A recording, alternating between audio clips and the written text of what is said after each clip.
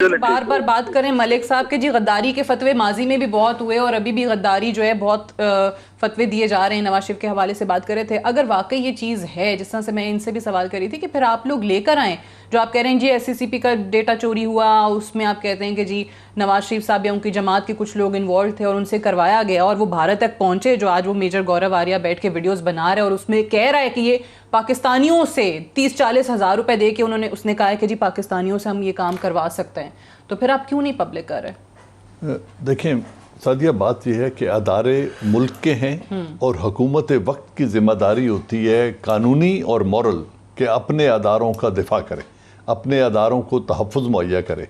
और वो अदारा जो मैं समझता हूँ एक सेंटर ऑफ ग्रेविटी है जिसकी वजह से पाकिस्तान अल्लाह के करम से कायम है और पाकिस्तान आर्मी की बका है तो वतन से है और वतन की बका है तो पाकिस्तान आर्मी से है। ऐसे अदारे का तहफ़्फ़ुज़ हुकूमत वक्त की ज़िम्मेदारी होती है, अदारे ने अपना एक अलग से दिफा नहीं करना होता।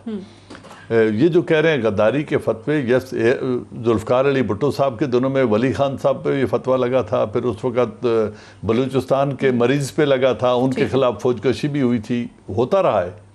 लेकिन इस सारे सिस्टम को दुरुस्त करना किसकी ज़िम्मेदारी है, इलेक्टेड पार्लियामेंट की या किसी और की?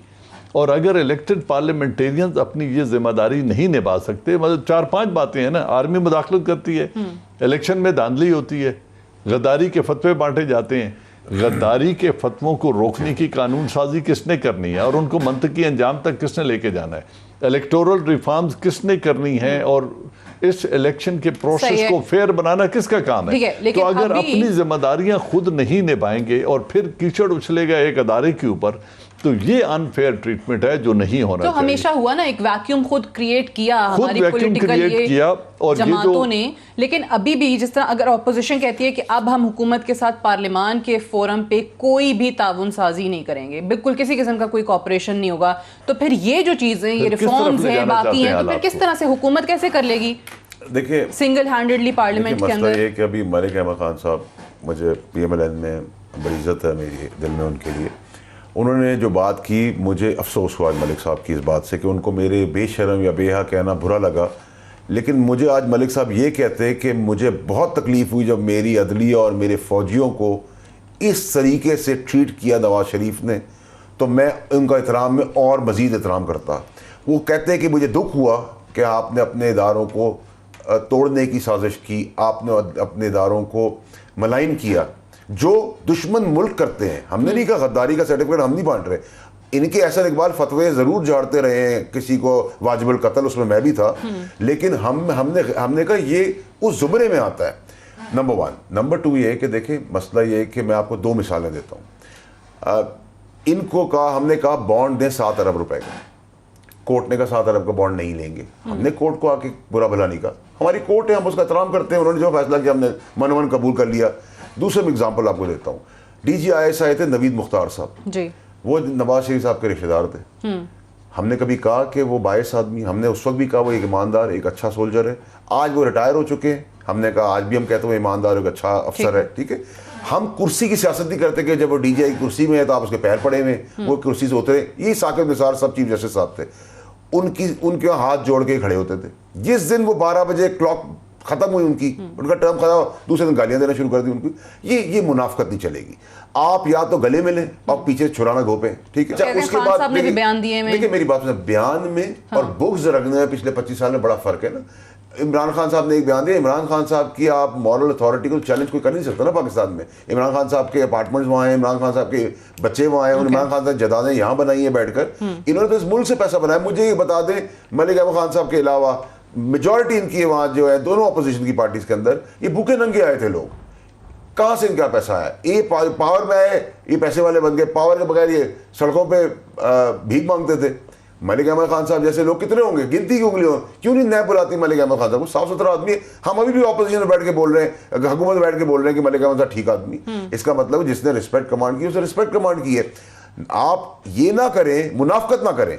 आप रातों को खाना खाते थे, आप उससे झूठ बोलते रहे कौम को, आप जाके हाथ जोड़ते रहे। पहले मरियम नवाज ने कहा कि मुझे नहीं पता जी, मुझे खबरों से पता चला है कि मोहम्मद जुबैर गए। दूसरे दिन कहा मुझे पता है वो मेरी बात करने गए थे। देखिए आप लोग सियासत में बयान आ गया ना, उन्होंने बता दी, तस्दीक कर दी मुलाकात की। कि जी जुबैर साहब आए थे और उस पे इनकी बात भी हुई ये थी। चीजें नवाज शरीफ आप साहब हिंदुस्तान की फौज से तो नहीं मिल रहे थे। अगर आप मिल रहे थे आप कौम को आके बताते हैं हम मिल रहे थे, हमारी अपनी फौज है, फौज मेरी और आपकी तो नहीं। चले अब तो मना कर दिया, अब तो उन्होंने कहा कि जी अब तो मिलना ही नहीं है। हमारे पॉलिटिकल पार्टी के आदत को बताए बगैर की लीडरशिप का ट्रस्ट डिफिसिट इतना रहा है, इस मुल्क की तारीख है, और आर्मी की मदाखलत कोई काबिल तहसीन बात नहीं है जो होती रही है। इसको कोई भी सपोर्ट नहीं करता या कोई भी अप्रिशिएट नहीं करता। लेकिन जब झगड़ा हुआ लगारी साहब का और बेनज़ीर का, मसालियत के लिए किसके पास गया? आर्मी चीफ को जाके इन्वॉल्व किया। फिर जब गुलाम इसहाक खान का और नवाज शरीफ का झगड़ा हुआ, फिर ये उठे और काकड़ साहब के पास गए कि जी हमारा पैचअप कराओ। अगर आर्मी चीफ ने पैचअप कराना है प्रेसिडेंट और इलेक्टेड प्राइम मिनिस्टर का, तो आप why are you dragging them? और फिर जब बेनज़ीर NRO करके आ रही थी, उन्होंने गारंटी मांगी थी, उन्होंने कहा जी प्रेसिडेंट मुशर्रफ पे मुझे ट्रस्ट नहीं है, अगर फिर 52B आ गया तो मेरा पॉलिटिकल करियर खत्म हो जाएगा, तो मुझे अदालत की जमानत नहीं चाहिए, मुझे आर्मी चीफ की जमानत चाहिए। ठीक है। और जनरल अशफाक परवेज कियानी मुझे जमानत दे दें तो मैं वापस आ जाऊंगी। तो जमानत वही की चाहिए होती है। हर वक्त जमानत चाहिए होती है आर्मी की। वजीर अली अमीन गंडापुर ने ये दावा किया है कि जी बिलावल साहब ने वहां पे बैठे DGI को कहा, उन्होंने कहा जी मुझे इनकी गारंटी चाहिए, बिलावल साहब ने एक्सेप्ट किया ना, फेयर होंगे। ठीक है। अच्छा बिल्कुल मलिक अहमद खान साहब, ये बात तो दुरुस्त है कि कहीं पर भी माजी में खुद सियासी जमातों ने नहीं मजबूत होने दिया पार्लियामान को। जिस जमहूरियत की आप लोग बात करते हैं वो जमहूरियत नहीं चली, तो अभी भी क्या गारंटी है कि अगेन कोई ना कोई सियासी जमात फिर से अपने ताल्लुकात बेहतर करने के लिए और चीज़ें जो हैं वो एक पेज पर लाने के लिए ये जो अलायंस है इससे निकल नहीं जाएगी? आपकी तो अपनी जमात के लोग जो हैं एक बात पर नहीं इस वक्त कायम रह पा रहे, उनकी तरफ से मुख्तलिफ बयानात आ रहे हैं। प्लस मलिक अहमद खान साहब से ये भी पूछिए ना कि आप उस बयानी पे खड़े जो नवाज शरीफ साहब फौज के खिलाफ उबल रहे हैं। अच्छा चलिए ये भी ऐड कर लें, जो नवाज शरीफ साहब का बयानिया इस वक्त आप मनुअन उसके साथ हैं। अच्छा देखिए, मैं नवाज शरीफ साहब के बयानिए को क्या समझता हूँ, मैं ये समझता हूँ कि वो आइन की बालादस्ती की बात कर रहे हैं। वो ये बात कर रहे हैं कि हर कोई अपनी आइनी हदूद में रहे। वो ये बात कर रहे हैं कि हम पार्लियामेंट को बालादस्त करना चाहते हैं लेकिन फौज के अदारे को कमजोर करके नहीं, हम पार्लियामेंट की मजबूती आइन के खदोखाल में चाहते हैं। वो ये बात कर रहे हैं। और जहां तक इस बयानिए के साथ कि जब आप आइन की बालादस्ती की बात करेंगे तो कौन, क्या जनरल साहब नहीं खड़े होंगे इसके साथ, फैसल नहीं खड़े होंगे, सब खड़े होंगे इसके साथ। या मैं आपसे थोड़ी मुख्तलिफ बात करना चाह रहा हूँ। मेरी आपसे सिर्फ, जैसे भी जनरल साहब ने कहा, एक अप्रोच तो ये है कि आप वाकयात की बुनियाद पर तयन करें कि किसका क्या रोल था। तो दुरुस्त है, वाकयात में तो आपकी तारीख चेकर्ड है विद दिस कि आप सिविल मिलिट्री रिलेशनशिप हुकूमतों को बनाने और गिराने में एक कलीदी किरदार अदा करता रहे और उसकी ही अहमियत रही है। और ये सो मच हो रही है कि आपकी कोई भी एक गवर्नमेंट, इनकम्बेंट गवर्नमेंट बगैर अच्छे सिविल मिलिट्री रिलेशनशिप के बगैर चल नहीं सकती। तो ये तो तय हुआ पिछले 70 साल में कि सिविल मिलिट्री रिलेशनशिप की एक बुनियादी हैसियत है।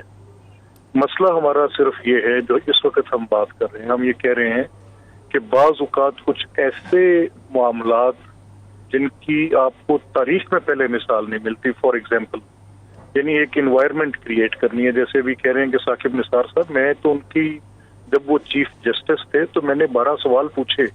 अगर आपके पास वक्त है और मैं आपकी टीम को भिजवा देता हूँ, मैंने मीडिया पे आके एक डिफरेंट टीवी चैनल पे एक उनके साथ मैंने आके वो 12 सवाल पूछे जिनका जवाब मैं आज तक मांगता हूँ। मुझे आज तक ये समझ नहीं आई कि एक JIT की तश्कील जो कि एंटी टेररिज्म के लॉज की थी, वो नैब के मामलात में कैसे बन गई और उसकी वो कॉम्पोजिशन कैसे हुई, किस स्टैट्यूट के तहत हुई, जज में लॉ क्या ये कर सकता था।